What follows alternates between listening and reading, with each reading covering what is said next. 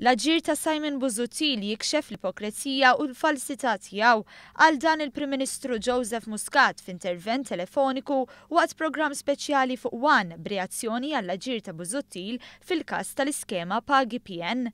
Busuttil li skont dak żvelat talab li jitħallsulu pagi ta' uffiċjali għoljin u għalihom joħorġu invoices minn kumpanija tal-Partit Nazzjonalista. Essenzjalment qed ngħidu ġifieri invoices għal servizzi li ma jingħatawx, ġifieri invoices folots.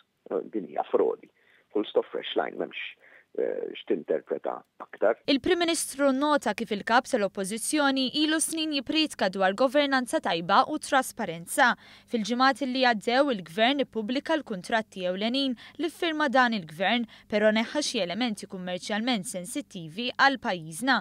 U Busuttil għal dan beda jħabbat fuq sidru fil-Parlament għaliex rid li kollox ikun ippubblikat. Issa però qed juża l-iskuża ta' sensittività kummerċjali biex ma joħroġ l-invoices.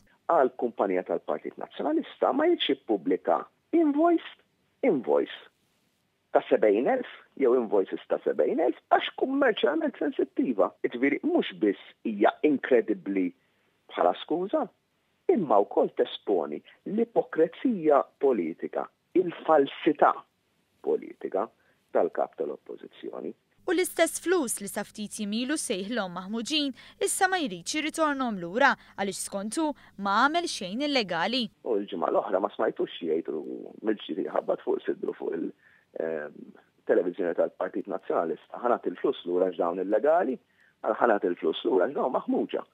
U illegali jew mhux illegali laqalhom li huma maħmuġa jrid jirritornhom lura.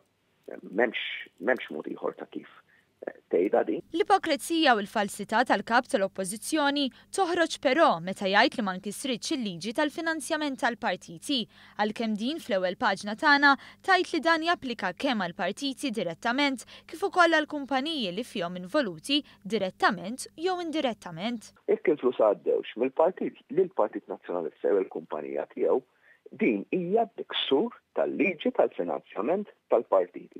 U għalhekk responsabilità ngħid li l-kap tal-Oppożizzjoni Dr. Busuttil huwa fals politikament u din hija kwistjoni fejn qiegħed jmur kontra l-verità magħrufa, jmur kontra l-fatti magħrufa u tmur lil minn hekk għax qed tipprova l-ipokrezija politika u l-falsità politika tiegħu.